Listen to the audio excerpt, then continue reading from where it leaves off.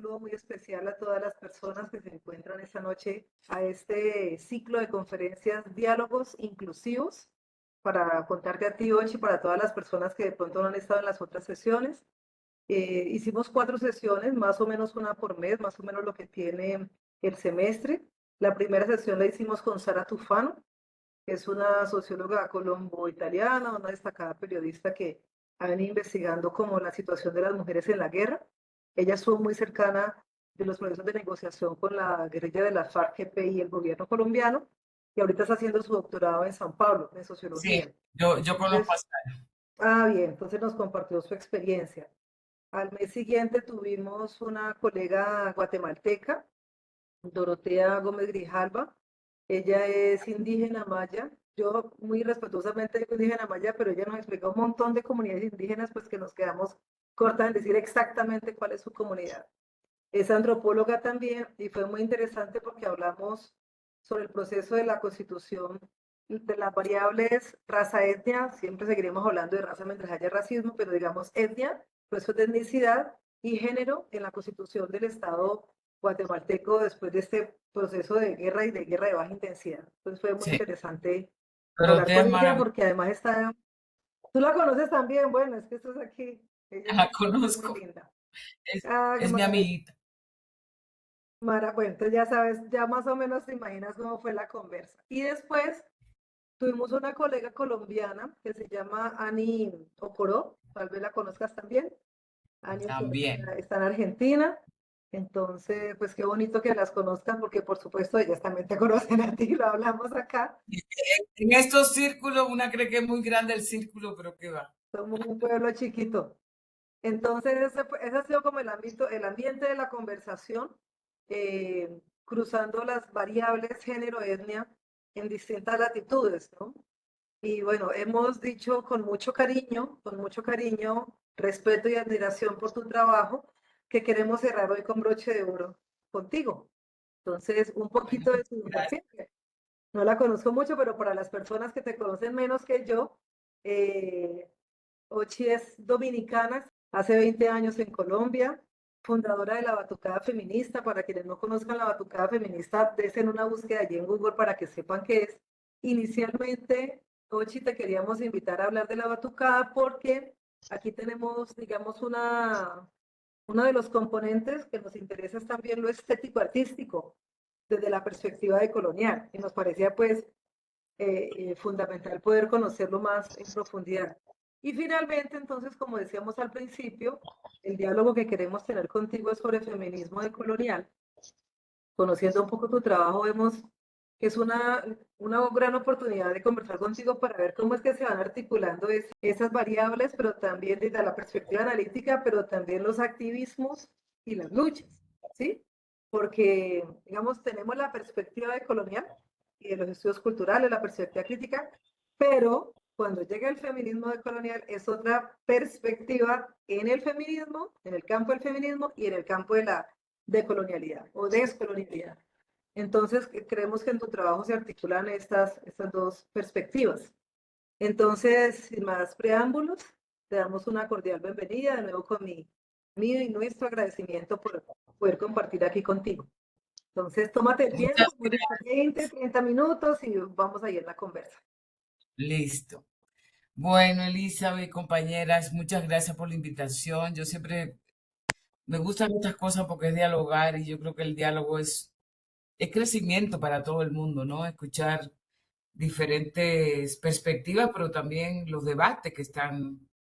eh, y además yo creo que en este momento de este sistema de muerte, como digo yo, eh, necesitamos hablar, pensar de manera colectiva sobre diferentes cosas, pero sobre todo como eh, en esa onda de ir buscando alternativas, porque yo creo, siendo activista, que colectiva se está haciendo cada vez más difícil, ¿no? Frente a esta lógica tan individualista, esta lógica que el capital ahora nos dice que tenemos que hacer emprendimientos.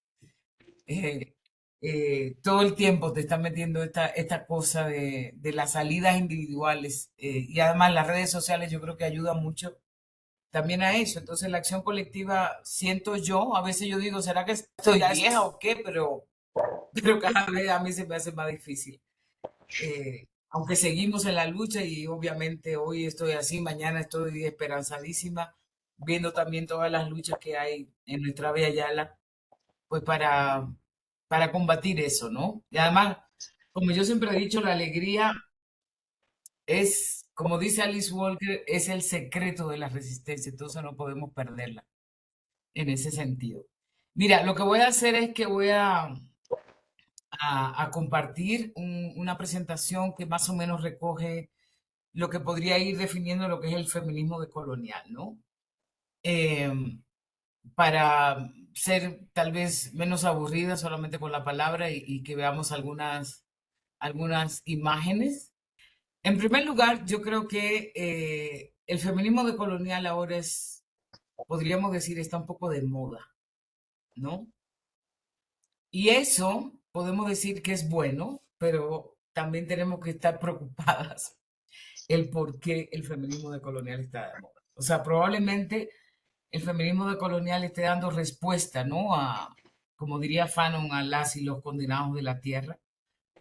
Pero a la vez, una de las cosas que a mí me preocupa es cómo hay una institucionalización de esto en las academias, a tal punto que hay una especie como de separación de la propuesta que es el feminismo decolonial con los conceptos y las categorías, ¿no? Y las autoras.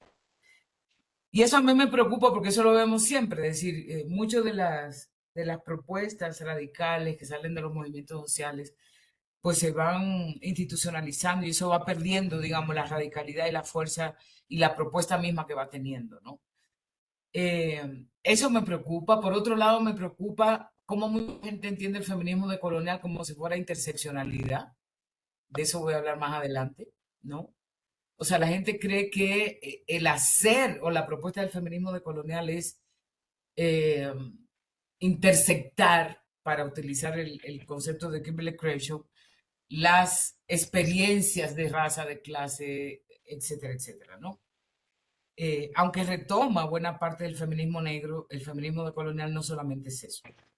Y esto tiene que ver también la preocupación con esto que le llamamos el tótem multiculturalista, que tiene que ver con lo anterior, que a veces se piensa que solamente citar personas afros o citar personas indígenas, etcétera, eso también es feminismo decolonial. Y esas son las cosas que a mí me preocupan, ¿no? Eh, Obviamente yo doy en la academia seminarios sobre feminismo decolonial, estamos en un ámbito académico aquí. Yo creo que eso es importante porque yo creo que frente a digamos, esta colonialidad del saber que nos limita a un conocimiento que es bastante euronorcéntrico, pues obviamente colocar las voces de personas y colectivos y comunidades que nos están diciendo otra cosa, yo creo que es nuestra responsabilidad en la academia como docentes. Pero yo siempre he dicho también que la academia, la universidad en este caso, yo trabajo en la Universidad Nacional, es mi espacio de trabajo. Es decir, yo trabajo ahí y me pagan por eso. Si no me pagaran, yo no estuviera ahí, ¿no? Entonces, ahí hay una relación entre capital-trabajo que yo como que vengo del feminismo autónomo también, no creo por dos razones. Primero por esa, porque es un trabajo. Y obviamente dentro del trabajo que una hace y siendo la academia además un espacio de disputa, pues obviamente metemos estos temas, ¿no? Porque nos conviene para que la gente se le abra la cabeza en otro sentido. Pero yo no creo que la academia se descolonice, ¿no? Porque la academia, igual que el Estado, son instituciones coloniales, ¿no? O el museo, por ejemplo, que ahora estoy haciendo un trabajo en el Museo Nacional de Colombia, y una de las discusiones que yo tenía era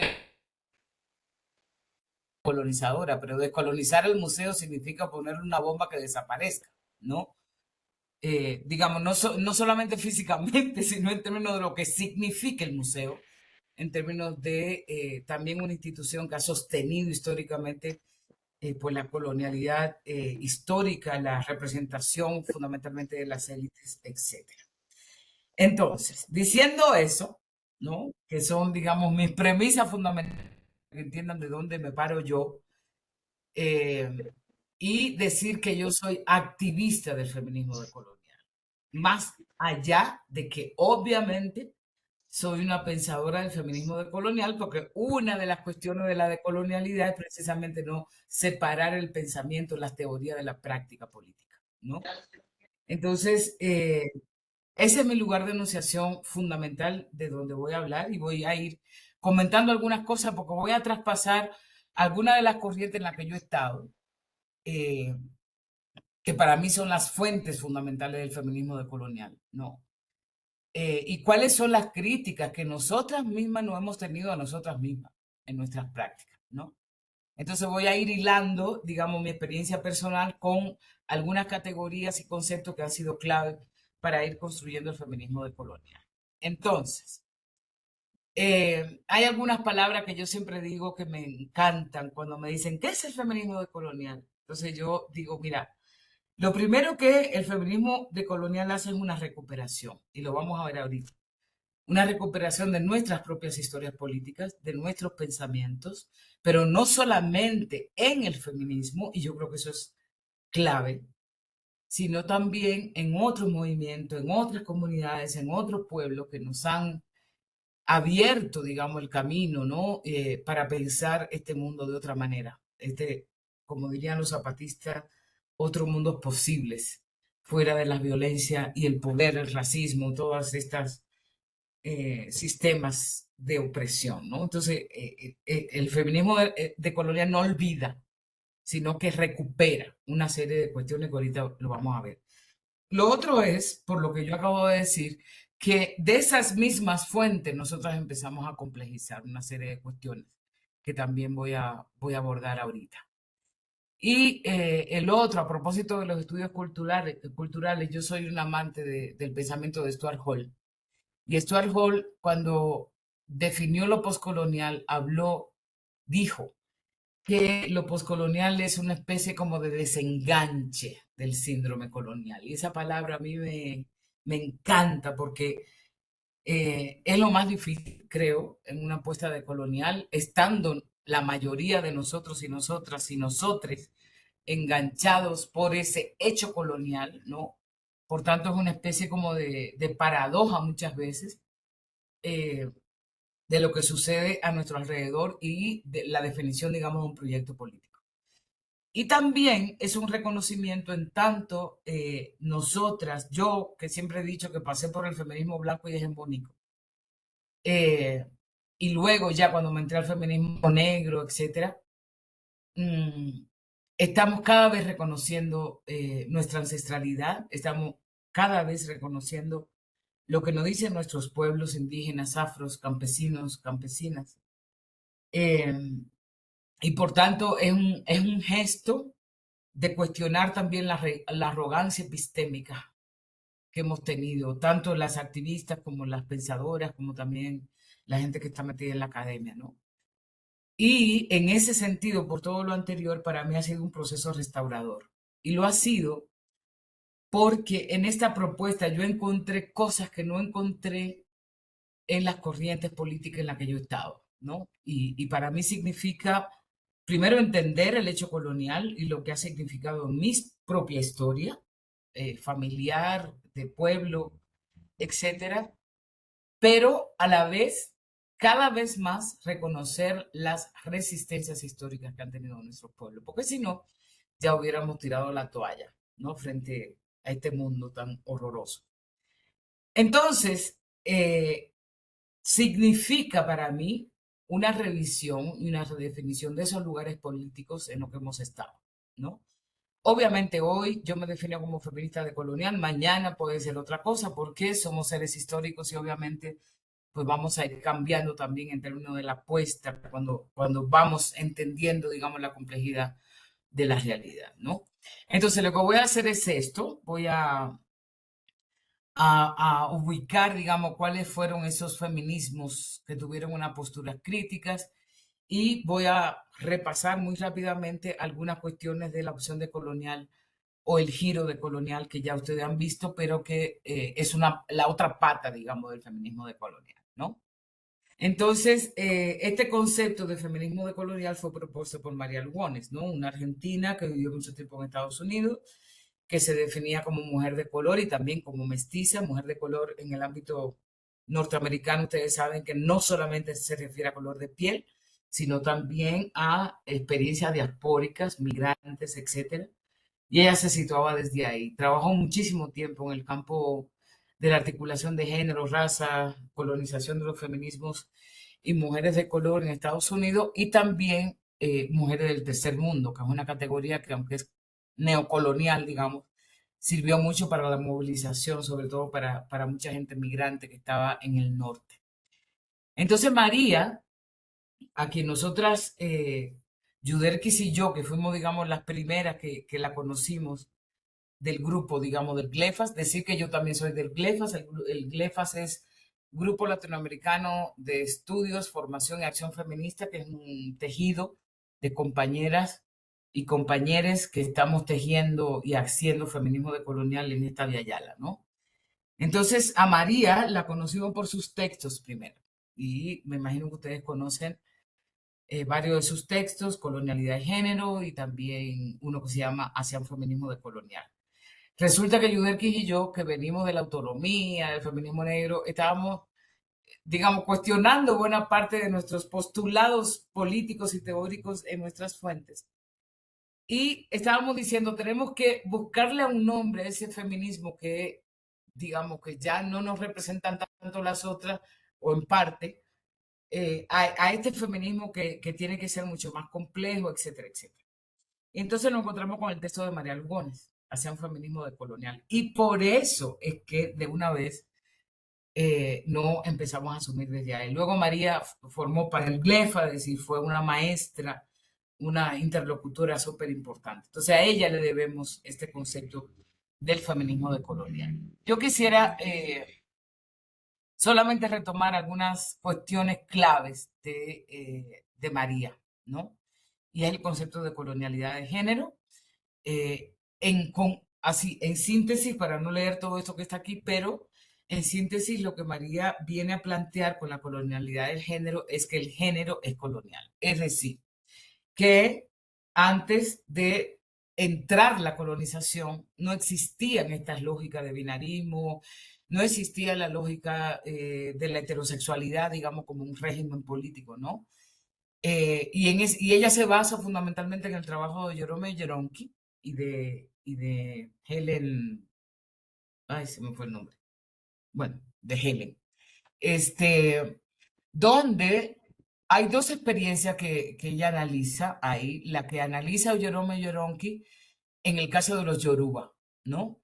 Es un texto que el Glefas tradujo que se llama La invención de las mujeres, lo puedo conseguir en el internet porque nos pareció súper interesante el análisis que Oyerome Yoronke hace sobre la experiencia yoruba de que el género no era, digamos, un dispositivo de organización social, sino que era lo que ella llama la edad, ¿no? Esto sí, digamos, marcaba una diferenciación en ese sentido. ¿Qué es lo que significa la colonialidad de género? Primero que el género es colonial, ¿no?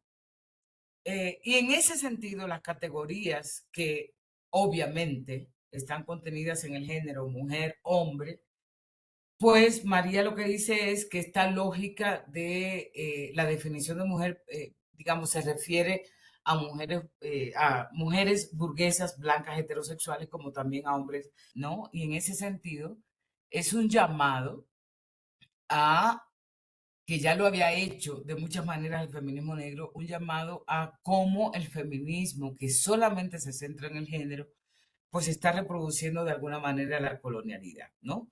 Por ejemplo, algunos elementos que ella plantea es que cuando hablamos de las colonizadas, es decir, las esclavizadas y los esclavizados, no podemos decir que eran mujeres y hombres, ¿no? Porque el amo, el esclavizado, lo consideraba fundamentalmente animal y sobre todo materia prima para la esclavitud. Por tanto, esta lógica de pensar, por ejemplo, la categoría mujer en términos de lo que pensamos de lo que es una mujer, una construcción social, obviamente, pero una construcción social basada en lógicas, por ejemplo, de división sexual del trabajo. Resulta que tanto los esclavizados como las esclavizadas trabajaban tanto en la plantación como también trabajaban en el espacio que se puede decir doméstico. Por tanto, esa división de esfera privada y esfera pública pues no aplica, digamos, a esto, ¿no?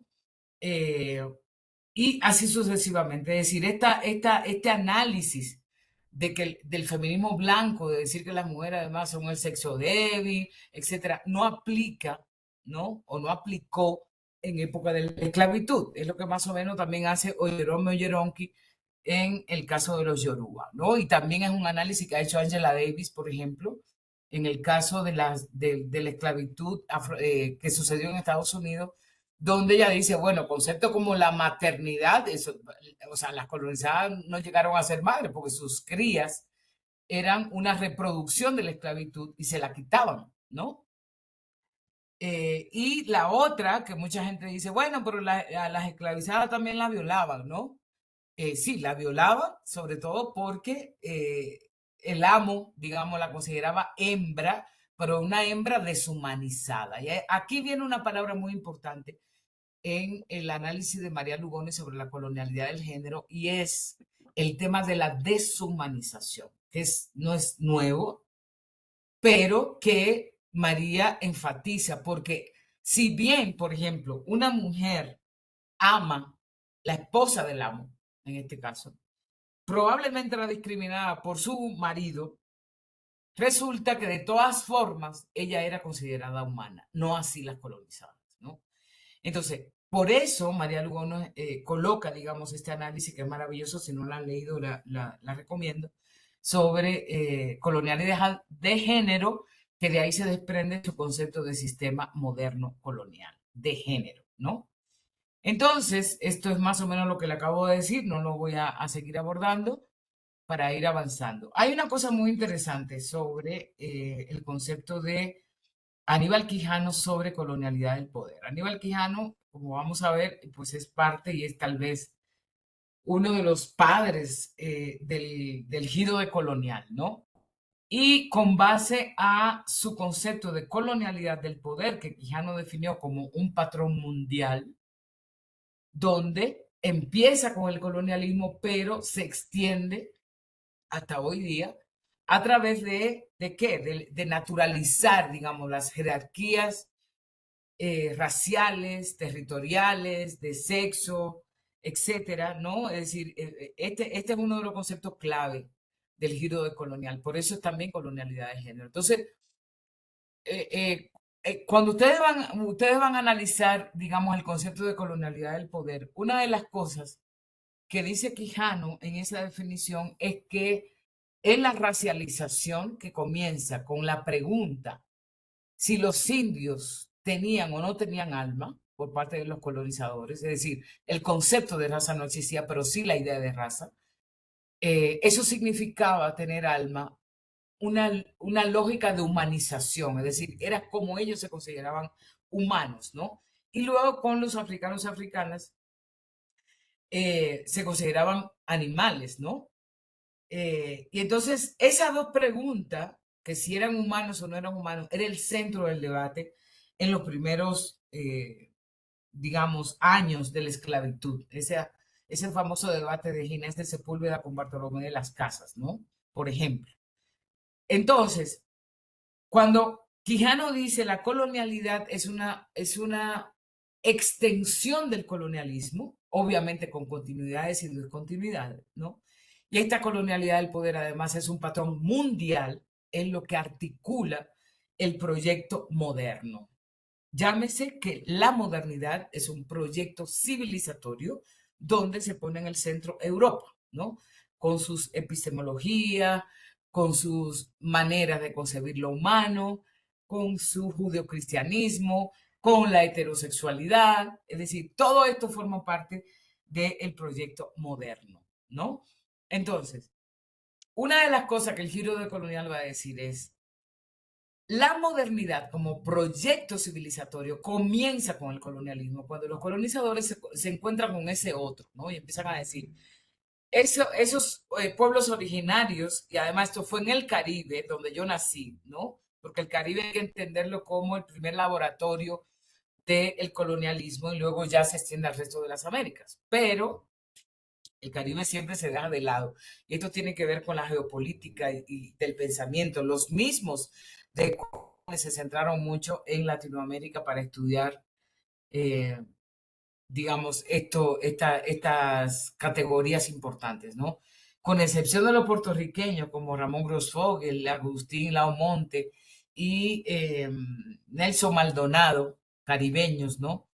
Nelson acaba de escribir hace un par de años un texto maravilloso y que él acusa al giro de colonial de cómo ser latinoamericacentrista y no considerar el Caribe como donde se originó esta relación modernidad-colonialidad y al mismo tiempo las primeras resistencias históricas de cimarronaje que hubo ahí, ¿no?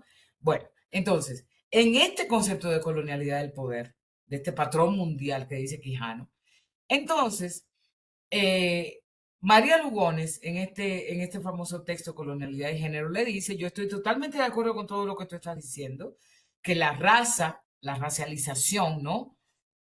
Fue fundamental para la clasificación social, para la división internacional del trabajo, para esta relación entre centro y periferia, porque también fueron racializados zonas, ¿no?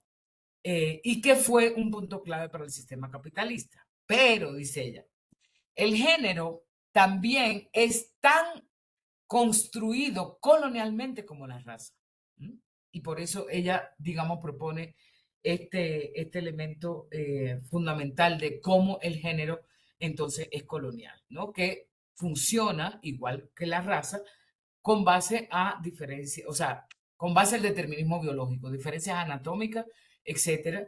Entonces, es una crítica a Quijano porque Quijano da por sentado en su definición de la colonialidad del poder que el sexo es o sea, es biologizado, ¿no? Él parte, digamos, que el sexo es diferente a la raza en ese sentido. Él dice, la raza es un constructo social, es una idea de poder, mientras el sexo lo da por sentado como si fuera un dato anatómico, ¿no? Y esa es otra de las críticas que le hacen en ese sentido. Por eso, María Lugones dice, en Quijano el género no se coloca bajo interrogación, ¿no? Es hiperbiologizado, presupone un dimorfismo sexual y eso significa entonces que él no problematiza, por ejemplo, la heterosexualidad, ¿no? Porque el género de hecho es heterosexual, ¿no? Esta lógica del binarismo, esta lógica de cómo se construye el género en lógica de reproducción, etcétera, y por tanto le muestra a Quijano que el sexo no es una cuestión natural, por tanto no es posible separar el género y raza, ¿no? Que es lo que luego va a retomar de las feministas negras para definir lo que es la colonialidad del género. Entonces, digamos, esta es una de las categorías fundamentales del feminismo decolonial porque estábamos en el feminismo, ¿no? Venimos del feminismo y, como yo digo, el feminismo decolonial es un lugar de oposición dentro del feminismo mismo, que crea, digamos, una serie de categorías que lo vamos a ver. Ahora, hay que decir que sobre esto hay un debate y fundamentalmente el debate viene, eh, digamos, de Rita Segato, a partir de su concepto de patriarcado de baja intensidad, donde ella sostiene que había patriarcados antes de llegar los colonizadores, ¿no? Y que luego, entonces, eso se supone que hay un patriarcado, digamos, más institucionalizado, que ella llama de alta intensidad, que es lo que podemos ahora entender en las sociedades occidentales modernas, ¿no? Y el feminismo comunitario, fundamentalmente por parte de Julieta Paredes y Adriana Guzmán, que son, digamos, las ideólogas de esta propuesta del feminismo comunitario, pues más o menos tienen la misma idea de Rita Segato y que ellas le llaman entronques del patriarcado. Es decir, es pensar que hubo un patriarcado precolonial, el feminismo comunitario lo va a llamar patriarcado ancestral, ¿no? Y que luego hay un patriarcado moderno, ¿no? Esto es un punto de debate en ese sentido. Yo dudo mucho que haya habido patriarcado como lo conocemos hoy.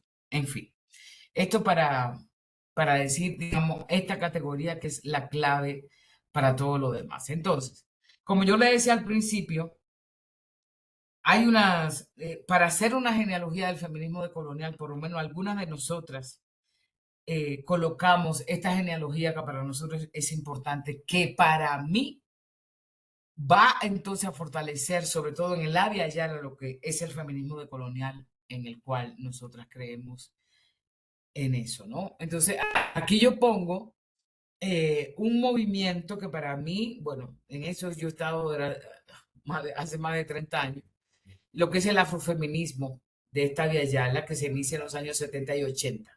Ahora eso se le llama feminismo negro, ¿no? Y esto tiene que ver con esas traducciones que hacemos y el impacto de las geopolíticas, ¿no? Porque en Estados Unidos se llama Black Feminism y Brasil, que es uno de los países donde más organizaciones ha habido históricamente de mujeres negras en este caso, tenía más relación, digamos, con Estados Unidos que la relación que tenía con el resto de América Latina. Y esto tiene que ver con la historia colonial también, ¿no? O sea, Brasil, bueno, la historia colonial y neocolonial. Entonces, bueno, en ese sentido, yo lo voy a llamar afrofeminista porque de ahí vengo yo y así nos llamábamos en ese momento, ¿no?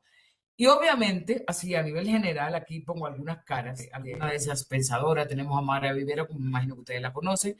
Tenemos a esta compañera que se llama Leila González, para mí una de las grandes pensadoras de lo que hoy se llama el feminismo negro, de las primeras que empezó a decir, tenemos que luchar contra todas las lógicas de opresión, no solamente las de género, ¿no? Está Sergio Galván de República Dominicana, está la pensadora Solís Carneiro, estoy yo, está Yurema Bernet, que empezamos a construir, digamos, este movimiento. Desde esa época, estamos hablando de años 70, 80, ya nosotras hablábamos de la interconexión de experiencia, de sexo, género, raza, clase. Obviamente no le llamábamos como lo llamamos hoy, sino que le llamábamos variables codependientes o situaciones de opresión o experiencias de opresión interconectadas, ¿no? Obviamente todo esto siempre lo relacionamos con el colonialismo y la esclavitud. Es imposible, digamos, no hacerlo en este contexto, ¿no? Pero al mismo tiempo teníamos, digamos, una recuperación de todas las luchas y resistencias que nuestros pueblos y sobre todo las mujeres negras habían tenido históricamente. Inclusive las mismas colonizadas que empezaron a hacer un cimarronaje, eh, que tuvieron, digamos, la participación del cimarronaje, aunque muchas de ellas no se han reconocido históricamente. Entonces, nacimos fundamentalmente porque muchas de nosotros estábamos en el feminismo, ¿no? Entonces decíamos que el feminismo era racista en sus teorías, en sus prácticas, etcétera. Por tanto, la visibilidad, digamos, del tema del racismo y obviamente del clasismo, porque eso es imposible separarlo, y al mismo tiempo muchas, sobre todo las brasileñas, estaban en el movimiento negro. Y entonces empezamos también a cuestionar el sexismo en el movimiento negro. Fue lo que Sueli Carneiro, en un texto maravilloso, eh, ella denomina ennegrecer el feminismo y feminizar la lucha antirracista, ¿no? Y bueno, a partir de ahí, pensadoras como Leila González proponen incluso un concepto que es el concepto de americanidad, ¿no? Esta americanidad es un concepto súper importante porque es un cuestionamiento a la lógica latina que los estados nacionales y el proceso mismo colonial nos hizo pensar que somos América Latina, ¿no? Y con este concepto lo que ella dice es, este continente, lo fundamental es la herencia africana y la herencia indígena, incluso herencias de migraciones que no solamente es la lógica de la España o Portugal en el caso de Brasil, ¿no? Entonces, estos elementos fundamentales que ya nosotras veníamos haciendo desde hace tiempo, los retoma el feminismo de Colonia. Ahora bien, ¿cuál es la crítica que nosotras mismas nos hicimos a nosotras mismas? ¿No? Y es que, y todavía yo diría que continúa, el feminismo negro muchas veces, si bien recupera esto que ya desde los 70 estábamos haciendo, de articular estas experiencias de sexo, género, raza, clase, etcétera, etcétera, que son experiencias. Es decir, hay una producción de subjetividad, ¿no? Hay una producción de identidad. Pero una de las cosas que nosotros le damos la vuelta cuando nos encontramos con el feminismo decolonial es entender que estas categorías, si bien sabíamos que venían del colonialismo y de la esclavitud, categorías como por ejemplo negro, mujer, indígena, ahí nos estábamos dando cuenta que ya eran coloniales y entonces nos preguntábamos cómo es que esto se convirtió en las diferencias, ¿no?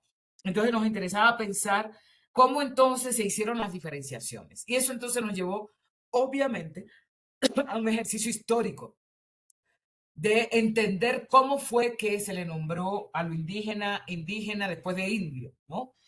Cómo es que se produce y se co-constituye, que es la palabra clave para el feminismo decolonial, el racismo, el sexismo, etcétera, desde el mismo momento colonial, no solamente en la experiencia postcolonial, ¿no? Y ese es un viraje, digamos, que nosotros le damos a este feminismo que nosotros veníamos construyendo. Y obviamente, pues nos alimentamos muchísimo de lo que es el Black Feminine de Estados Unidos. Aquí tenemos algunas caras: Barbara Smith, Shirley Claire, Bell Hooks, Angela Davis, Audre Lorde, Patricia Hill Collins, donde también al mismo tiempo estaban produciendo, digamos, este pensamiento, que bueno, ahí vienen, digamos, lo que es el entrecruzamiento de opresiones de raza, clase, género y sexualidad, que fundamentalmente el Río con Bají, que fue el primer colectivo de mujeres afroamericanas, denominó simultaneidad de opresiones. Aquí está su manifiesto y la mayoría eran activistas que estaban en Estados Unidos, ¿no? ¿Qué recuperamos nosotras de Black Feminist? De algunas cosas, ¿no? Por ejemplo, una de las cosas cuando la misma Angela Davis y Barbara Smith bueno, varias de ellas, ¿no? Analizan la experiencia como una fuente del conocimiento. Perdón, que aquí hay unas palabritas que están en portugués, se me olvidó quitarle algunas cosas, ¿no? Entonces, la experiencia como fuente de conocimiento, es decir, hay una epistemología que se crea a partir de la experiencia, ¿no? Lo que Patricia Hill Collins llamó el privilegio epistémico. Este análisis de la violencia, que el feminismo blanco estaba basada fundamentalmente en la cuestión de género, entonces empezamos a ampliar, digamos, este análisis de la violencia, que es violencia racial, sexual, heterosexual, etcétera, también de nacionalidad, en fin. O sea, no basamos un análisis de la violencia, que además es estructural, es contextual, etcétera, en solamente en cuestiones de género, porque el género precisamente está racializado, ¿no? Y está también enclasado, como digo yo. Conceptos, por ejemplo, como división del trabajo. El feminismo blanco siempre habla de la división sexual del trabajo, y nosotros decíamos que había trabajos que estaban racializados, ¿no? Por ejemplo, el mismo trabajo doméstico. Muchas mujeres negras, indígenas, populares van y le lavan la ropa a las mismas feministas que están hablando sobre eso, y ampliamos ese concepto de división sexual a división sexual, racial y social del trabajo, ¿no? El otro tema fue un debate que hubo tanto en Estados Unidos como también aquí, sobre cuando las feministas blancas decían la familia es el núcleo fundamental de la violencia hacia las mujeres, que muchos empezamos a decir es cierto. Lo que pasa es que la familia, esa familia extensa, ¿no? De nuestros pueblos, también es el lugar de protección frente a lógica del racismo estructural, ¿no? Que es lo que vivimos todo el tiempo en nuestras familias caribeñas, ¿no? Al mismo tiempo que una quisiera matar a esos machitos, porque además se aprovecha mucho de la mujer y hay mucha violencia, pues al mismo tiempo hay una vaina de estar también protegida por esa familia extensa, ¿no? Y más, por ejemplo, en lugares como Estados Unidos, donde hay una supremacía blanca, donde continúa una lógica de apartheid bastante fuerte todavía el día de hoy. Bueno, también el tema de la espiritualidad y la música, que también eso nos pasó a nosotras como lugares de libertad y como lugares de producción de conocimiento. Angela Davis tiene un libro maravilloso sobre el blues, ¿no? Y cómo ella analiza que cómo el blues, digamos, esa música hecha por gente negra fundamentalmente, post-esclavitud, fue espacio de libertad. Y las mujeres, si ustedes oyen las canciones qué sé yo, de Betty Smith, de varias de ellas, ustedes van a ver que no hay una lógica de este romanticismo como se puede entender en el bolero, ¿no? Sino que hay una totalmente distinta. Para nosotros esto es muy importante, ¿no? Cómo la música, el arte a nivel general, y por eso a mí me encantan las batucadas, o me encantaban, porque ya estoy muy cansada para eso, pero digamos, el arte para mí ha sido central en esto, ¿no? Y bueno, también Audre Lorde, por ejemplo, empezó a cuestionar toda esta lógica de la sororidad entre mujeres, este concepto que es un concepto problemático en el sentido que no da cuenta, digamos, de las relaciones de poder entre las feministas, ¿no? Donde hay la mayoría, diría yo, que las feministas son bien racistas y son transfóbicas y son, eh, digamos, homofóbicas, lesbofóbicas, ¿no? Porque se siguen centrando en el sujeto de las mujeres, cis, además, en todo eso. Entonces, esto también es una fuente importante que retomamos las feministas decoloniales. Y obviamente también están mujeres y feministas indígenas de origen indígena en esta región. Muchas de ellas no se quieren llamar feministas y la entiendo y comparto, digamos, por ejemplo, pensadoras como Aura Cumes que tenemos aquí, como Gladys Chul, no se quieren llamar feministas porque su genealogía no es esa, ¿no? Y siempre han dicho y hemos dicho que cuando tú le dices a una mujer que lucha feminista, aunque ella no se nombre así, pues es una violencia epistémica y política también, ¿no? Entonces ella dice, no, nuestra genealogía no es el feminismo, no estamos rechazando el feminismo, pero venimos de luchas anticoloniales, comunitarias, etcétera. ¿Qué retomamos de estas compañeras? Ellas también hablaron de eso, que llamaron en principio de los años 80 la triple opresión de raza, etnia, clase, género, pero un elemento fundamental que retoma el feminismo comunitario, el feminismo decolonial, es el tema de lo comunitario. Los pueblos, digamos, como esos espacios, no solamente geográficos, sino esos espacios donde se va creando una ontología que está fuera de la lógica individualista, capitalista, etcétera, ¿no? Lo cual no quiere decir que no haya relaciones de poder, por supuesto. Pero esta lucha, que además de la lucha contra el racismo, el etnocentrismo, el despojo, el sexismo, etcétera, de lo comunal como un centro y posibilidad, digamos, de lo colectivo, es un centro fundamental del feminismo decolonial, ¿no? Obviamente estas compañeras tuvieron que luchar en torno a la invisibilidad de ellas, digamos, en torno a los movimientos sociales de los que formaban parte. Aquí está Lorena Cabnal, que se asume del feminismo comunitario. Aquí está Julieta Paredes, también del feminismo comunitario. Silvia Rivera Cusicanqui, por eso decimos algunas de origen indígena, porque no son de estos pueblos, ¿no? Pero tienen origen indígena. Y además, otra de las cosas que nos interesa mucho de muchas de estas compañeras y compañeros también, porque la comunalidad, por ejemplo, es un concepto de Jaime Martínez, ¿no? De zapoteco de México. Y estamos, digamos, de hecho, articulando muchísimas cosas con Jaime y otros compañeros, etcétera. Eh, y esta comunalidad, digamos, como una posibilidad de, diría, María Algona utiliza un concepto que es el locus fracturado, ¿no? Cómo se empezó con la colonialidad, con el colonialismo y la colonialidad, fracturar nuestras relaciones, nuestra como visión, etcétera. Y entonces, pensar lo comunitario significa reestructurar o sanar, digamos, ese rompimiento del lazo que teníamos. Yo siempre lo pienso en relación a Haití y República Dominicana, que no sé si ustedes saben, ojalá que lo sepan, ¿no? Pero esa isla, que fue el primer laboratorio del colonialismo, fue rota en dos por los franceses y los colonizadores. Y eso al día de hoy ha implicado que en este momento están deportando muchísima gente haitiana, porque luego el Estado Nacional Republicano y sus élites dijeron que los haitianos eran nuestros enemigos, ¿no? Y eso ha sido muy doloroso y una de las cosas que hacemos desde el IGLEFAS es precisamente tratar de enmendar, digamos, ese lazo que entre el pueblo haitiano y entre el pueblo dominicano como una postura anticolonial, decolonial y sobre todo antirepublicana, que continuó, digamos, con esto, ¿no? Entonces, esto lo hemos recuperado fundamentalmente de esta corriente. Nosotras también, algunas de nosotras hemos sido parte de la corriente autónoma feminista latinoamericana, que es lo que dijo en los años 90 cuando se empezaron los movimientos sociales a institucionalizarse, ¿no? Que entra la ONU, que entra el Fondo Monetario Internacional, que entra la USAID, a través de esta política del desarrollo, ¿no? Hacia los países del tercer mundo, a través de las ONGs, de la cooperación internacional, en ese momento lo que llamábamos la tecnocratización, ¿no? Y la imposición global de esa agenda de derechos, ¿no? Yo siempre pongo el ejemplo de que antes hablábamos, por ejemplo, de la libertad de la sexualidad y el cuerpo de las mujeres. Ahora se habla de derechos sexuales y reproductivos. ¿Esto por qué? Porque fundamentalmente, pues el Estado tendría que controlar los cuerpos y la sexualidad de las mujeres, cosa que desde la corriente autónoma latinoamericana y caribeña, nosotras, pues no era nuestra política. En ese sentido, la propuesta era la autonomía política, ideológica y obviamente la autogestión. Y nosotras, como feministas de colonial, retomando buena parte de esta experiencia, digamos, pues nos posicionamos desde ahí también. Por eso yo digo, el feminismo de colonial no se hace en el Estado, no se hace en la academia, ¿no?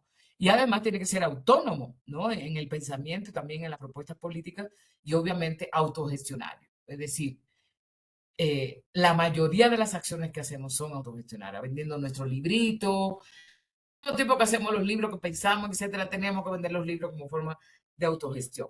Entonces, eso también lo recuperamos, digamos, de nuestra propia experiencia, como esto lo voy a saltar porque es muy largo.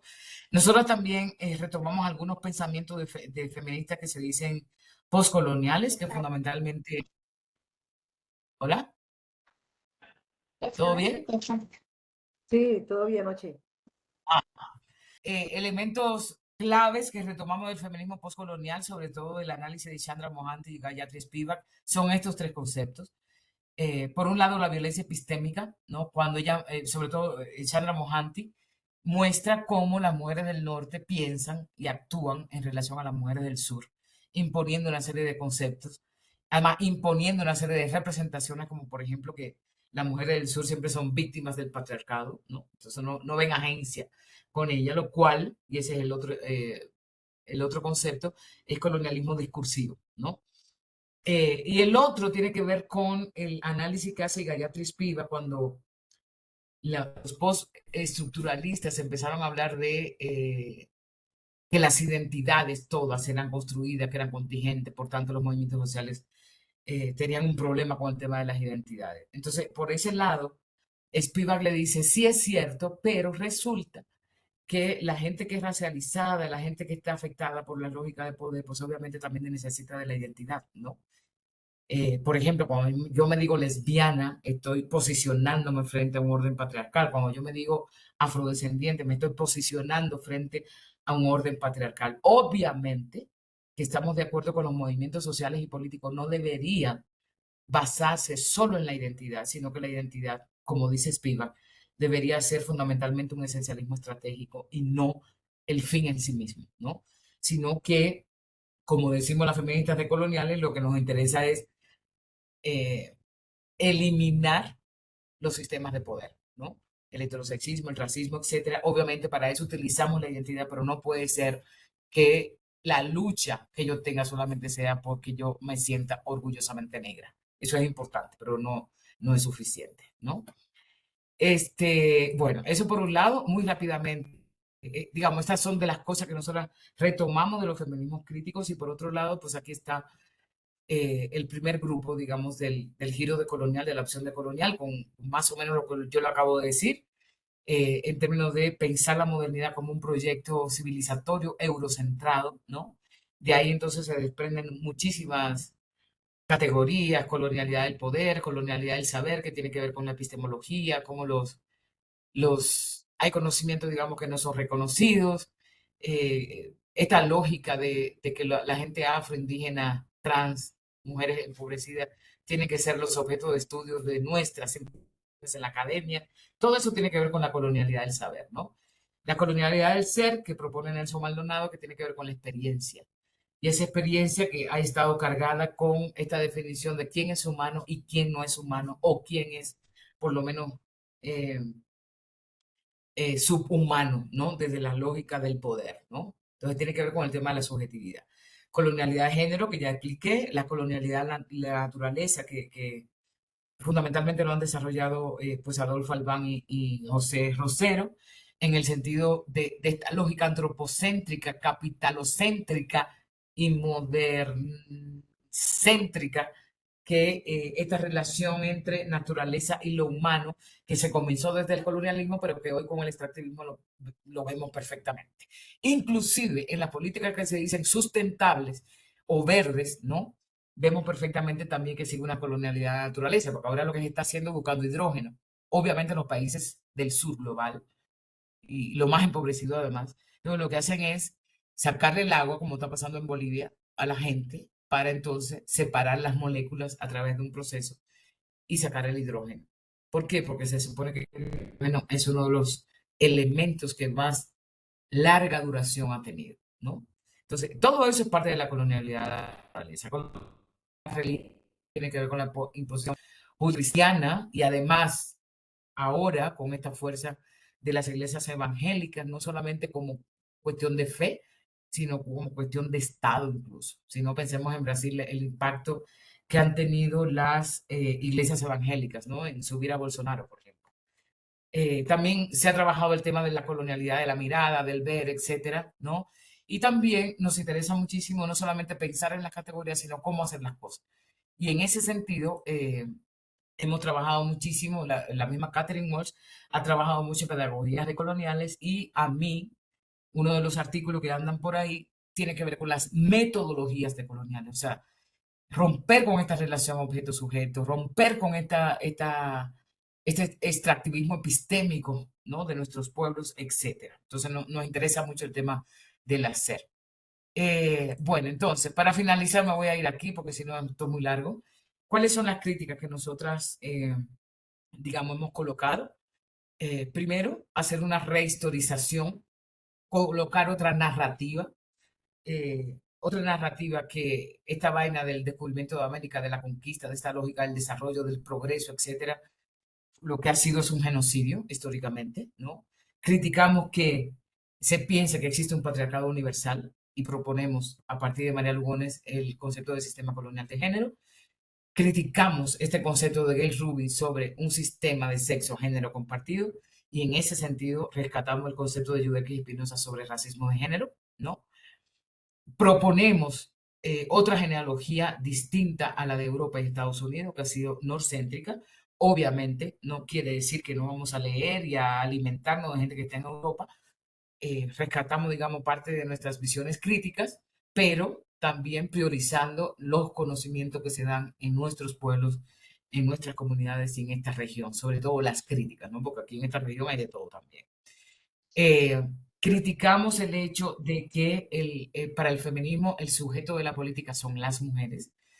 Hoy, a esta altura, a mí ya no me interesa solamente estar con mujeres, me interesa estar o nos interesa estar con actores, actoras que tengan un proyecto civil, un proyecto político que tienda, digamos, a derribar las opresiones desde todo lo que yo ya dije anteriormente, porque no pensamos que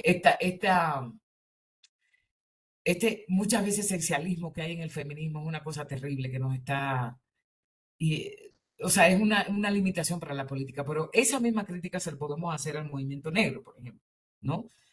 La gente cree que el racismo digamos, se va a acabar a través de la lucha de la gente negra. Yo creo que la gente, inclusive mestiza y blanca, debería tener un compromiso antirracista en ese sentido. Entonces, digamos, una de las cosas para nosotras es cómo construir colectivamente con mucha gente. ¿M? Obviamente que ahí hay relaciones de poder, que los hombres son unos machistas la mayoría, que la mayoría de las feministas son unas racistas. Bueno, pero eso hay que trabajarlo a nivel de los movimientos sociales también, ¿no? La izquierda ni le cuento, ¿no? Otra de las cosas que a nosotros nos interesa mucho es el tema del Estado. Es decir, cuál es el tipo de relación que vamos a tener con el Estado. Y a partir de ahí retomamos un concepto importante de Brenny Mendoza que se llama la colonialidad de la democracia, ¿no? La democracia como forma de organización social que parecería universal, pero que tiene su historia, igual que el Estado nacional, ¿no? Entonces, si bien, porque ya el hecho colonial está, y parte de lo que ha analizado Aníbal Quijano en la colonialidad del poder es la centralización del Estado. Nos interesa fundamentalmente con el Estado estar en disputa, ¿no? Pero no nos interesa hacer el proyecto político en el Estado. Y siempre pongo este ejemplo. Yo estoy, por supuesto, en la lucha de la universidad pública, sobre todo frente a la lógica neoliberal que cada vez está privatizando más las universidades, pero eso es un momento de disputa, no es el proyecto político. Nosotros pensamos que el feminismo decolonial es movimentista, es desde los movimientos sociales, ¿no? También está, bueno, esto que ya dije, ¿no? La dependencia al norte, la crítica a esta lógica del desarrollo que impone la cooperación internacional.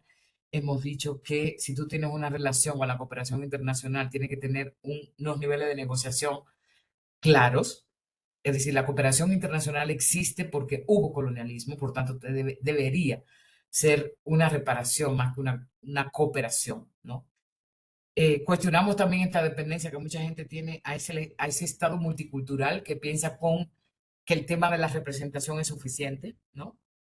Y bueno, la representación es un problema. Aquí tenemos el ejemplo, por ejemplo, de Polo Polo, ¿no? Que se asume primero como indígena, luego como afro, cuando le conviene, y que es de derecha y de ultraderecha, ¿no? Entonces la representación no es suficiente. Eh, y criticamos esta lógica de la historiografía hegemónica, y tenemos, digamos, que crear otras contranarrativas sobre las historias de los pueblos que no han sido contadas por la historiografía oficial, ¿no? Entonces, para terminar con la interseccionalidad, que era la pregunta de Elizabeth. Ah, bueno, y también los límites de la política de identidad. ¿Vieron los Nosotras límites pensamos, feminista? Y ¿cómo? también alguna palabra sobre la batucada feminista. Ah, bueno, pero ya eso es para el descanso. Vale, vale. A ver, ¿cuál es la crítica que nosotros le tenemos a la interseccionalidad? Eh, la interseccionalidad fue propuesta por Kimberly Crenshaw, que es una abogada afroamericana que viene fundamentalmente de la teoría crítica del derecho. Entonces, frente a un caso, el caso de Emma, que era una trabajadora de General Motors, ¿no? Ella puso una demanda a la empresa diciendo que la empresa estaba discriminando a las mujeres afroamericanas, ¿no? Porque no tenían suficientes puestos, pero además los puestos que tenían eran los más bajos en términos salariales, etcétera. Entonces, Emma pierde el caso. ¿Por qué? Porque la empresa lo que le dice es, mira, nosotros no estamos discriminando porque hay suficientes mujeres y hay suficientes afroamericanos, ¿no? Pero lo que no vio el juez es que esta mujer, que es mujer afroamericana, no estaba representada, sino, y si lo hacemos en términos teóricos, es decir, el género por un lado y la raza por otro, pero no había un análisis sobre una experiencia donde atraviesa eso. Bueno, a partir de ahí ella crea este concepto de interseccionalidad hacia la justicia, es decir, para que las leyes tomaran en cuenta estas situaciones de estas compañeras. Entonces, por un lado, ciertamente la interseccionalidad sirve para eso. La interseccionalidad sirve para describir una situación de una persona que no solamente es afectada por el sexismo, sino por el racismo, etcétera. Como ya yo le enseñé, eso no es de ahora. O sea, el feminismo negro, tanto en esta región como en Estados Unidos, lo está diciendo de los años 70, ¿no? Eh, entonces, bueno, sirve para describir eso. La pregunta que nos tendríamos que hacer es por qué la interseccionalidad tomó tanta fuerza, cosa que yo le pregunto a la misma Kimberly Crenshaw. La respuesta que ella me da es, yo la utilizo como una especie de metáfora y puede ser utilizada para cualquier cosa. Ya eso es un problema, ¿no? Pero a lo que, digamos, la crítica fundamental que nosotros tenemos es la siguiente. No es posible en una experiencia pensar, y que además hay una contradicción en su propia propuesta, de que el género va por un lado y la raza va por otro y luego se intersecta, ¿no? En la experiencia eso no es posible, y menos desde una visión decolonial, donde estamos diciendo que el racismo, el sexismo, el heterosexismo, etcétera, ¿no? Son co-constitutivas desde el mismo momento colonial, es decir, surgen en ese momento. Nosotros podríamos hacer un esfuerzo metodológico sobre el racismo y decir el racismo funciona de esta manera, etcétera, etcétera. Pero la realidad es que el racismo, el clasismo, el tema de la geopolítica, todo eso está co-constitutivo.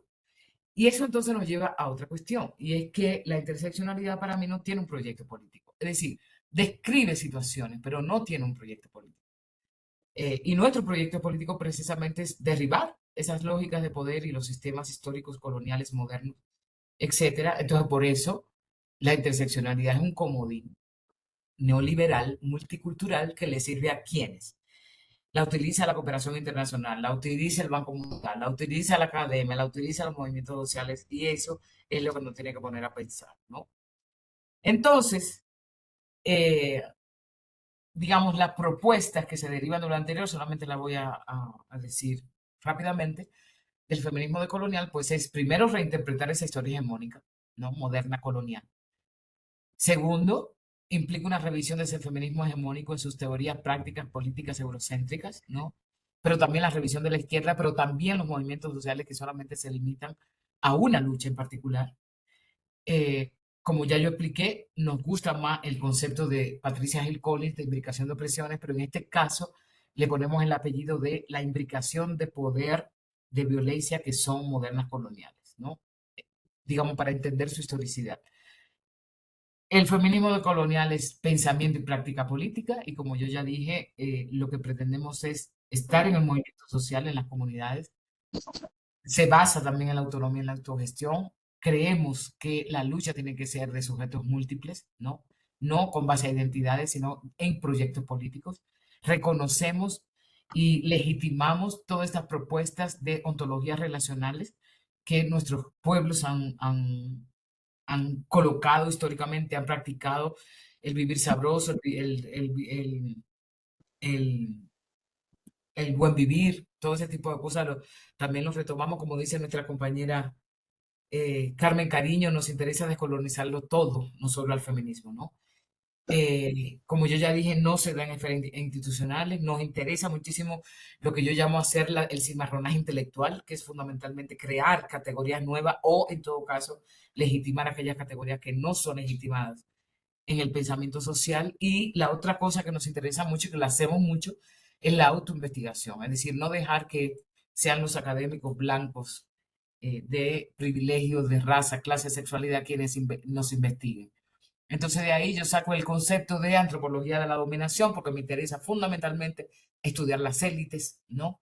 Cosa que nunca se estudia y sobre todo propuse dentro de la antropología hacer antropología decolonial, que significa que cuando hacemos investigaciones tiene que estar ligado a un proyecto político. No sencillamente por un crédito académico, sino que responda a una necesidad de los movimientos sociales en los que nosotros participamos. Por tanto, para nosotras, el feminismo decolonial es un proyecto de liberación para todos, todes, todis, los y las y les condenados del mundo. Hasta aquí lo dejo. Gracias, Excelente, Ochi, muchas gracias. gracias por habernos compartido esas ideas. Fuimos haciendo como un repaso de tantos temas. Yo quisiera comentar un montón de cosas, pero para no concentrarnos, aquí llegó la compañera Gladys Martínez, que le damos muchas gracias. Adelante, Gladys. Gladys, estás por allí de nuevo. Ella en nuestra maestría y especialización, pues da la asignatura de feminismo decolonial y hemos tenido algunos seminarios internos de profes y varias de las cosas que planteaste aquí pues no son comunes, las hemos conversado. Aquí también hay otro profe, Carlos Duque, también estamos hablando que chévere poder hablar contigo directamente. No sé si Gladys salió. Estás por ahí, Gladys. Ya está. Vale. Estoy atendiendo la. Hola, Ten ya. cuidado, ¿ya me escuchan? Sí. Sí, sí, te escuchamos y te vemos. Muy bien. Ochi, yo, Hola. yo, yo te pedí una vez un artículo cuando estaba en Cuba, yo soy cubana, y estábamos haciendo una revista sobre feminismos en América Latina, que en ese momento en Cuba eso, al mencionar feminismo era como la revolución dentro de la revolución, Ah, y tú nos aportaste un artículo, y bueno, desde entonces ya me te leo, acordé. te leo, ¿te acuerdas? Sí, claro. Ah, Una excelente. síntesis de un artículo te mandé. Sí, sí. Entonces, bueno, un placer escucharte y como mismo, pues tus ideas han ido evolucionando, ¿cierto? Y hay algunas cosas que problematizas, como el tema de la interseccionalidad. Me gustaría, no sé si ya se pueden hacer preguntas o no estoy, ¿sí? Claro que sí. Ah, bueno, hay una, Sí, hay la idea una, es que tengamos una conversa. Entonces, hay pregunte. una idea que está tanto en Lugones como en Segato, que tiene que ver con las masculinidades, ¿sí? Pues que el feminismo colonial está de moda y las masculinidades también, ¿sí? Ujú. Entonces,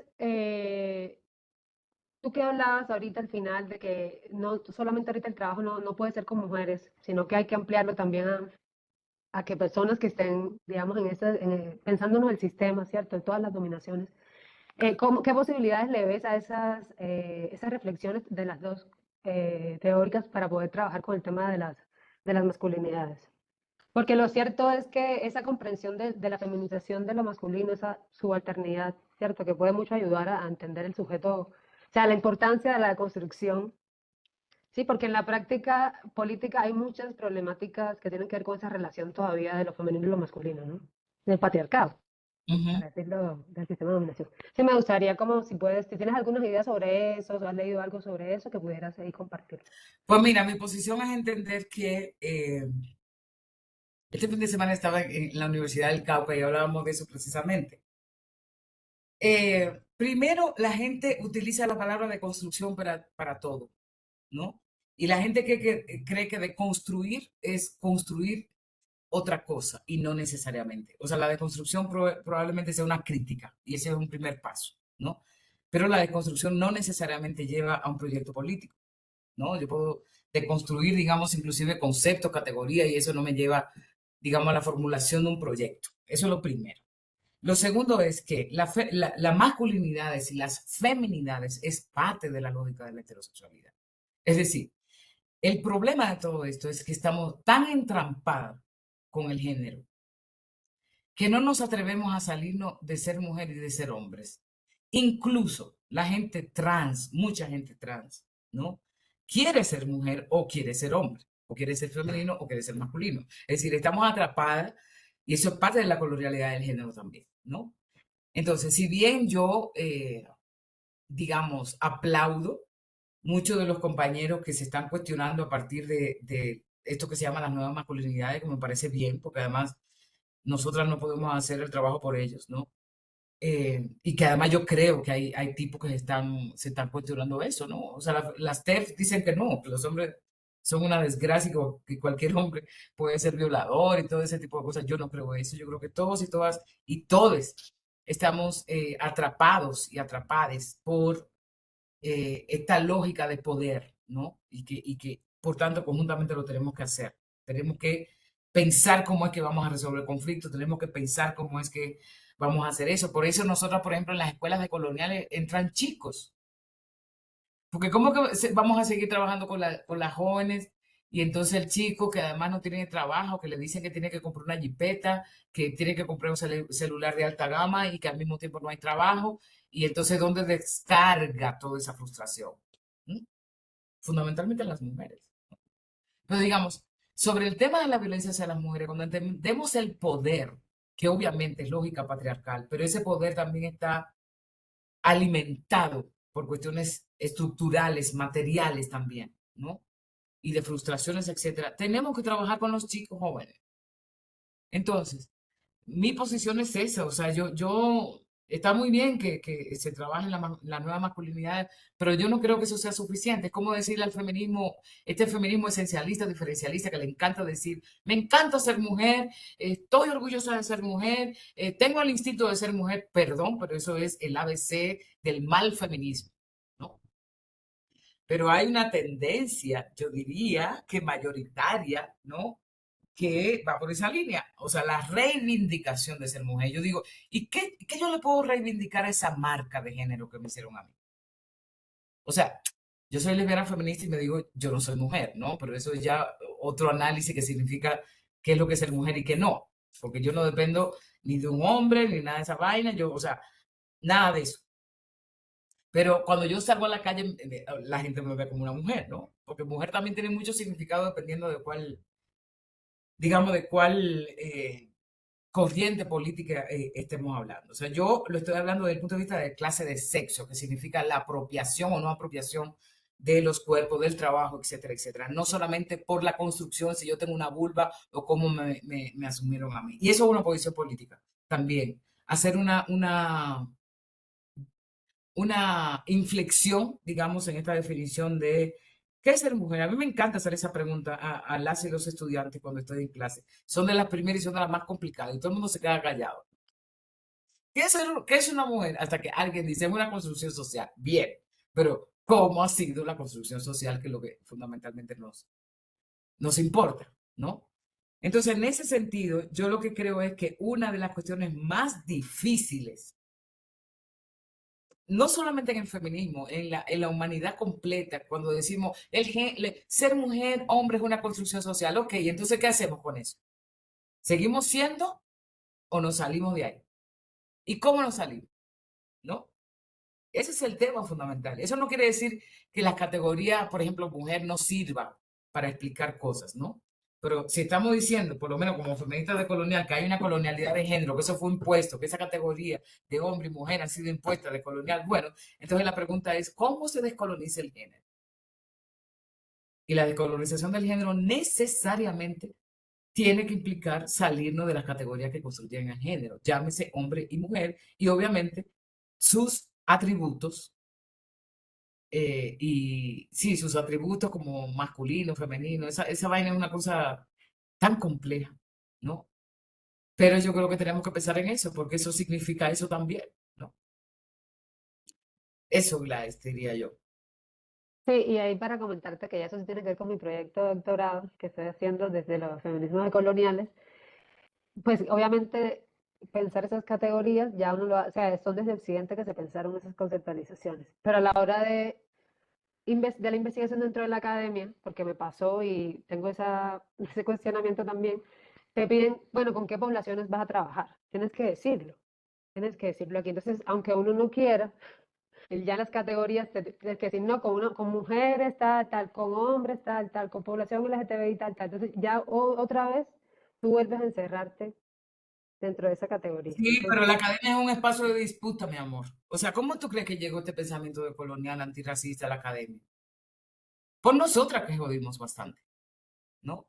Por supuesto que la academia debe cerrar en la categoría, le encanta las categorías además. mm, Pero yo creo que es un espacio de disputa y una tiene que pelear con la directora, con el director, más con el departamento, con la facultad. Bueno, lo que ya sabemos, ¿no? Que decimos todo el tiempo.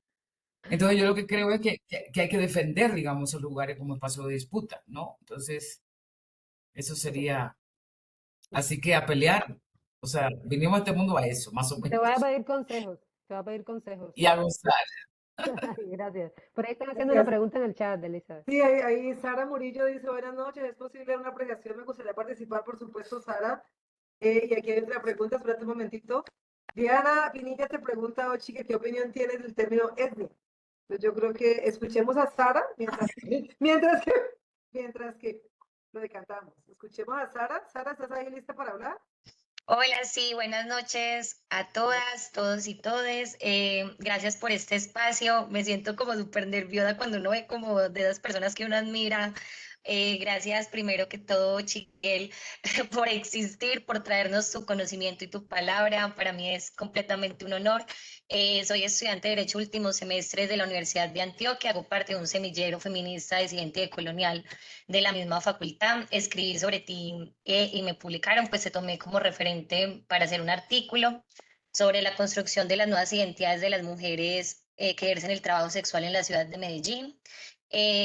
Y nada, pues mi apreciación va más que todo en que me encanta pues estos espacios porque eh, pensadoras como tú llegan como a la vida de uno a que se replantee uno como sujeto político y todo lo que implica las cargas que recaen sobre nuestros cuerpos o sobre nuestras cuerpas. Entonces es descolonizar como la misma idea del feminismo, como ese gran pensamiento extrapolado como desde la categoría de lo que viene siendo la mujer blanca, citadina, cis, europea, y en ese sentido, pues muchos espacios feministas consideran la raza como una categoría como relegada a las afrofeministas o a los feminismos negros, cuando en realidad es precisamente una de las bases tanto del mismo feminismo como el sistema patriarcal.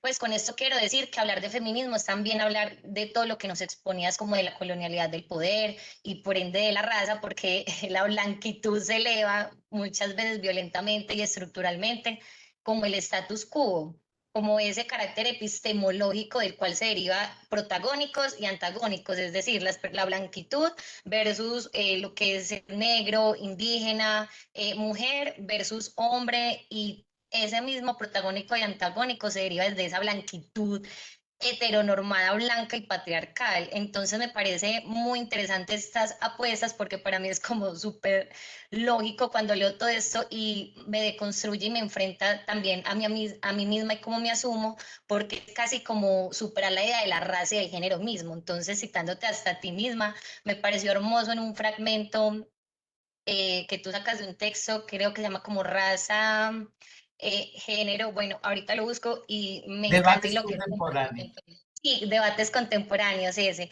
Me pareció maravilloso porque tiene un fragmento que lo quiero compartir con las personas aquí presentes porque me parece como que resume muy bien lo que nos has expuesto el día de hoy. Y dice como, creo que es más importante ser antirracista que ser orgullosamente negra. Creo que es más importante ser feminista que reconocernos mujeres. Creo que es más importante eliminar, perdón, el régimen de la heterosexualidad que ser lesbiana. Creo que lo importante son proyectos políticos de transformación que surgen desde los movimientos sociales y también desde la academia crítica. Para mí eso me ha parecido maravilloso y siento que resume como muy bien lo que nos expones y nuevamente muchas gracias por el espacio y esa era como mi apreciación. Gracias. Gracias, Sara, por esas palabras y menos mal que me siento coherente con lo que yo dije hace unos años. Eh, yo creo que tu intervención me provoca varias cosas. Por ejemplo, la blanquitud es una identidad no marcada, ¿no? Es decir, aunque está ahí y actúa todo el tiempo, en nuestras maneras de ver el mundo, no hay que ser necesariamente gente blanca para pensar en lógica de blanquitud, está en las relaciones económicas, las relaciones sociales, etcétera. Y eso es lo que a mí me interesa estudiar, la blanquitud, porque la blanquitud nunca ha sido objeto de estudio. Bueno, no voy a decir nunca, pero muy pocas veces ha sido objeto de estudio, como sí lo ha sido la negritud, ¿no? Es decir, la gente que estudia el Pacífico, la gente del Pacífico, la gente del Caribe, en fin, la gente indígena, etcétera. Y yo creo que lo que tú estás diciendo de cómo se entiende la racialización, es decir, la construcción de la idea de raza para marcar, porque ustedes saben que la raza no existe, ¿no? Pero la idea sí, y es lo que provoca el racismo. Entonces, yo creo que sobre eso tendríamos que pensar más, digamos, qué es lo que significa esto, porque la gente cree que racismo es igual a gente negra. A veces ni siquiera igual a gente indígena, y ahí entonces voy a retomar la pregunta de Diana Pinilla sobre el tema de la etnia, pero lo voy a retomar ahora. La otra cosa, Sara, que a mí no me gusta esa cosa de las cuerpas. Yo odio ese vocabulario. Y lo odio no porque tú lo dices, sino porque casi el 98.9999% de las feministas lo dicen. Y es otra vez feminizar el lenguaje. Es decir, es cierto que el lenguaje, hay muchos conceptos, muchas categorías, muchas palabras que son masculinizadas, ¿no? Pero yo tampoco me quiero ir al otro extremo. Es decir, perdón, pero no, yo paso con eso. Ahora todo es cuerpas, si tú hablas de libro, es libra, o sea, a mí me parece una vaina que a mí, ¿qué es lo que estamos haciendo con eso? ¿No? Estamos otra vez retomando la lógica de lo femenino ahora como el centro, paso. Y lo otro tiene que ver que es un debate duro, que de hecho con Dorotea tuve una vez esto, es esta idea de la madre tierra.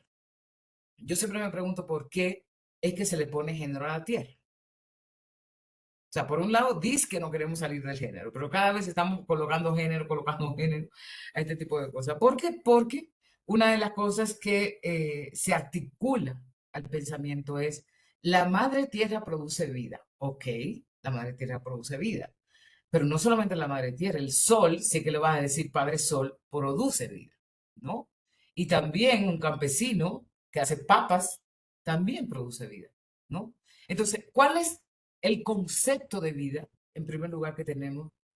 ¿Con base a qué se produce la vida? Y a mí eso, a mí me parece el feminismo más ortodoxo que puede haber en el sentido de pensar la madre tierra. Y esto es reproducido por el feminismo, pero también por los movimientos indígenas, por las mujeres indígenas. Es decir, yo paso por eso, ¿no? Con todo el respeto que me merecen los compañeros y las compañeras. Y entonces, volviendo al tema de raza,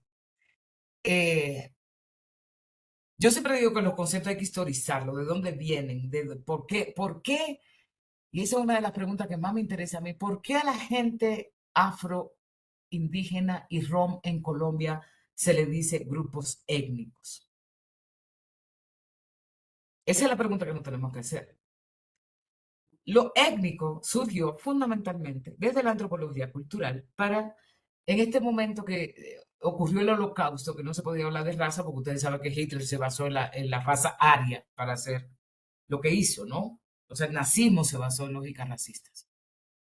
Y entonces, desde Europa, porque eso es lo que no viene en la colonialidad contemporánea, empiezan a decir en Alemania, de hecho, hoy en Alemania tú no puedes hablar del tema de raza, ¿no? Aunque sea una categoría analítica. Entonces inventaron que lo que hay es, no existe la raza, que dijo la UNESCO 50, pero lo que existe son prácticas culturales. O sea que eso se puede explicar fundamentalmente por cuestiones culturales. Culturalismo puro, ¿eh? Entonces, ahí viene la categoría de la etnia. Pero ¿a quién se le aplicó la categoría de la etnia? ¿A quién se le consideró como culturales? ¿No? Y una cultura que no es universal, porque la cultura universal es la blanca, ¿m? Es la moderna, es la europea. Son culturas particulares. Y parte de la lógica racista es que se entiende a la gente racializada, en este caso indígenas, afro, rom, en Colombia, pero eso lo podemos aplicar para otros países también, que esas son la gente que representan la diferencia. Eso lo podemos extender al movimiento LGTBQ, a la gente, digamos, que no es el paradigma, que no es parte del paradigma moderno, hombre blanco, heterosexual, sino todo lo demás. Entonces, ¿qué pasa ahí? Si ustedes se ponen a ver, a partir del multiculturalismo, es decir, años 90, no me voy a meter muy profundo sobre eso, pero hay cosas que me interesan muchísimo. Uno, a partir de los años 90, por las luchas que estaban llevando muchos movimientos a nivel continental, 500 años de la celebración de la evangelización por parte de los estados y la Iglesia Católica, ahí empezó a formarse una conciencia política de que no hubo evangelización, sino lo que hubo fue un genocidio. Pero además se venía fortaleciendo el CRIC en Colombia, en Ecuador la CONAIE, es decir, hay una conciencia en los años 90 sobre el tema de la identidad. Eso pasó a ser entonces etnicidad por parte del Estado. Es parte de la lógica del multiculturalismo de Estado. ¿Cuál es el problema de esta vaina? ¿No? Que nos ha costado sobre todo a las activistas antirracistas. Que cuando 8:35, Dios mío, yo tengo que estar cerrando, tengo otra cosa. Que cuando multiculturalismo de Estado, ahí estaba, ¿no? Que cuando tú le dices al Estado, tú eres responsable del racismo estructural, y entonces los movimientos sociales se limitan a una onda totalmente culturalista. Si ustedes se ponen a ver la mayoría de las relaciones que tienen los movimientos sociales indígenas, afro, etcétera, es fundamentalmente, primero por un reconocimiento, que eso es parte del multiculturalismo, pero muy pocos tienen una lucha en torno al racismo estructural y lo que eso significa, materialmente, subjetivamente, etcétera, etcétera. Por eso, casos como el de Polo Polo son tan normales en este multiculturalismo cultural, porque el tipo es un cabrón, ¿no? Un racista, además. Pero como él es negro, como él es indígena, él cabe dentro de la lógica multicultural. Entonces, lo que quiero decir es que la etnia fue un comodín para no hablar del racismo. Y ahí estamos. O sea, la mayoría de los discursos, ¿no? Se hacen desde ahí. Eso no quiere decir que estos grupos racializados no puedan hacer disputa a través de considerarse grupos étnicos. Por supuesto que hay disputa dentro del Estado, pero es totalmente limitado para una acción, digamos, mucho más contundente en relación a eso, ¿no? Eso, Diana, es lo que yo considero de la etnicidad. Para mí es un peligro más que todo. A ver, voy a leer esta y creo que voy a ir terminando. Hay dos preguntas. Ay, no hay muchas. Dios. Hay un comentario grandote para que lo veas.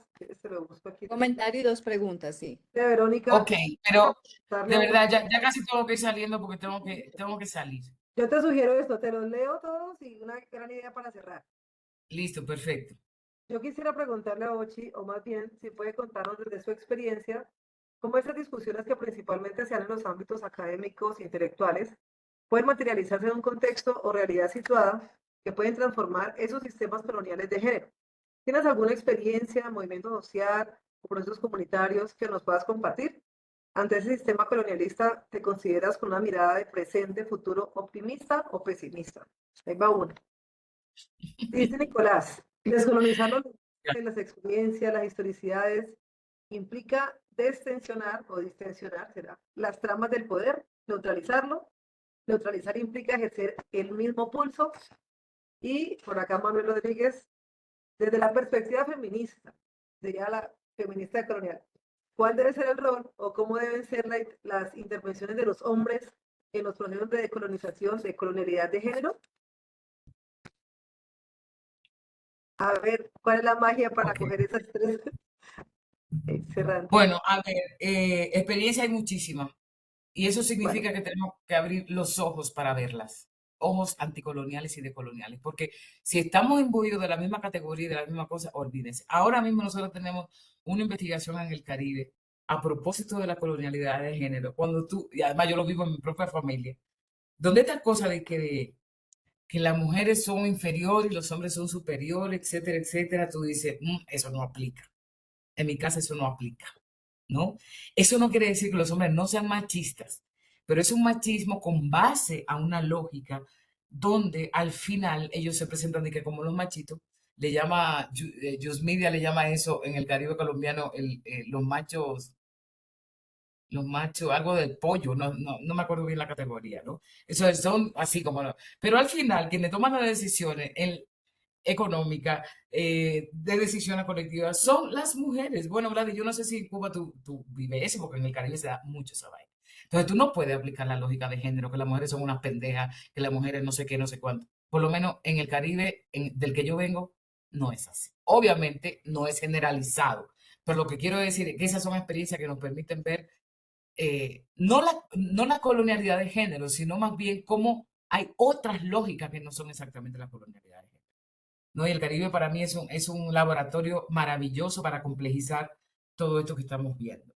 Lo otro es sobre el tema del poder. Bueno, depende de cuál poder, Nicolás, estamos hablando, ¿no? Es decir, hay poder que es para joder a otra gente, para asesinarla, para esclavizarla, y hay una serie de poder que yo más bien me gusta llamarle autoridad, ¿no? De un reconocimiento de conocimiento. Por ejemplo, mi abuela, mi mamá, son autoridades, han sido autoridades en mi familia, en el sentido del conocimiento que transmiten, bueno, en muchos sentidos. Y así pasa en muchas de las comunidades, ¿no? Entonces, yo ese tipo de poder lo quiero, ese tipo de autoridad lo quiero digamos, como lógica que no hacen daño, sino que más bien aprendo de ellos. Ahora, yo creo que el poder está, diría Foucault, en todos lados, ¿no? Entonces tendríamos que complejizar el poder, porque puede ser que yo sea una feminista decolonial, pero que yo sea una cabrona en términos de mi relacionamiento con la gente, ¿no? Entonces eso no es coherente. Y ahí yo ejerzo en términos de poder, digamos, el poder, ¿no?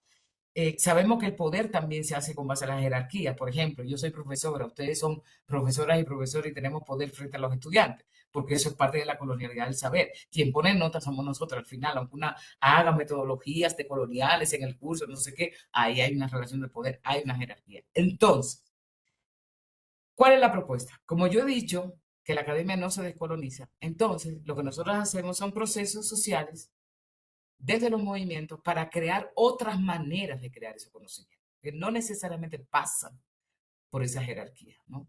Entonces, en ese sentido, no es que, como diría una parte de la izquierda, diría que casi la mayoría, que lo que quiere fundamentalmente es llegar al poder y al Estado. A nosotros no nos interesa eso.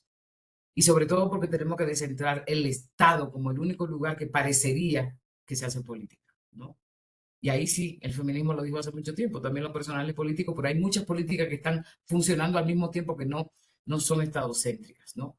A veces cuando hay comunidades que dicen el Estado no llega por aquí, yo las entiendo, pero a veces digo, ojalá que no llegue porque lo que va a hacer es que va a militarizar, digamos, la comunidad. Pero bueno, eso es un tema largo, entonces no tengo mucho tiempo para desarrollarlo. Y el lugar de los hombres, pues yo creo que el lugar de los hombres son como el lugar de la gente blanca en el antirracismo. Primero, yo creo que lo, lo- lo- no sé si la pregunta fue en relación al feminismo. No, en la decolonialidad del género.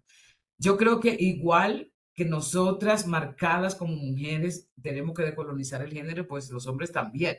Si es que quiere, digamos, si es que asume esta propuesta de, no solamente de la deconstrucción, porque la deconstrucción tú puedes decir, no, hoy yo ya lavo la loza, yo ya cuido no sé qué, pero cuando tú vas afuera y te relacionas con las mujeres, eres el machito, ¿no? Que ya sabe lo que pasa. Y eso significa entonces trabajarse los privilegios. Esa es la parte más difícil, ¿no? Es decir, cómo una persona blanca se asume antirracista sin dejar sus privilegios, que en muchos casos son estructurales, obviamente, ¿no? Y que para eso entonces tendríamos que tener un movimiento mucho más amplio para que, por ejemplo, o una nacionalidad, suponiendo, ¿no? A mí que me piden pasaporte para todos los lados y cuando voy, es decir, esta vaina de la. Ay, estoy tan cansada, he hecho tanta cosa hoy que ya mi cabeza no va para más. Esta cosa de cómo te marca la geopolítica, ¿no?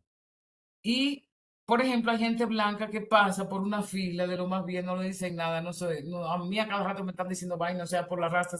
Eso, que una persona entienda que tiene una serie de privilegios, que tiene puertas abiertas para pasar por el hecho de ser blanca, eso se lo tiene que trabajar. Hay cosas que le van a tocar en términos de su propia agencia. Hay otras cosas que son mucho más complicadas, ¿no? Pero todo eso tiene que estar consciente y además, como hemos dicho, tú puedes estar en el mismo grupo que la mujer es negra, pero te tienes que callar, ¿no? Y no necesariamente tomar la palabra, como hacen muchos hombres también, todo el tiempo, porque eso también es un asunto de violencia, ¿no? Entonces yo creo, y ojalá, que los hombres estén en los movimientos feministas incluso, cuando me preguntan, ¿pueden ser los hombres feministas? Claro, queremos que sean feministas, ojalá, ¿no? Como los blancos, yo quiero que sean antirracistas. Por supuesto, ojalá. Porque cuando el feminismo dice es una propuesta para la humanidad, yo siempre me quedo pensando, ¿de qué humanidad ya estaban pensando? En las mujeres. Pues eso no sirve. Así de sencillo. Ahí lo dejo. Creo que respondí todas las preguntas. Maravilloso, maravilloso, Chi, qué rico haberte Muchísimas escuchado gracias. y celebro mucho, les invito a que abran cámara quienes quieran y puedan para que nos hagamos una fotico de recuerdo. Celebro mucho que le puedas hablar siempre que puedas a las nuevas generaciones, ¿sí? Porque te hemos leído, te hemos visto y tal, entonces ya es un diálogo más común, pero quienes no te han visto, no te han leído, o te han leído pero no te han visto o han escuchado de viva voz, pues es un encuentro entrañable, entrañable. Bueno, Entonces, pues me muchísimas alegro gracias. mucho que sirva para algo. Esto es para discutir, ¿no? Después cuando nos encontremos podemos, entre cervezas, polas y demás, seguir discutiendo. Pues con su permiso aquí yo me saqué un vinito, ya me lo terminé, me lo Ah, tomé. ¿ves? Qué envidia. Fui a escarbar allá a ver qué tenía, porque era un gusto, así como, bueno, Perfecto, muy bien. gratitud. Sí, Buena muchísimas idea. gracias. Bueno, ¿quién toma la foto? Que salgamos aquí. ¿Ya la tomaste? Gracias, Ochi. Feliz noche para ti. Bueno, buenas Gracias, noches. Sochi, que Sean descanses. felices. Chao, chao. Igualmente. Chao, chao.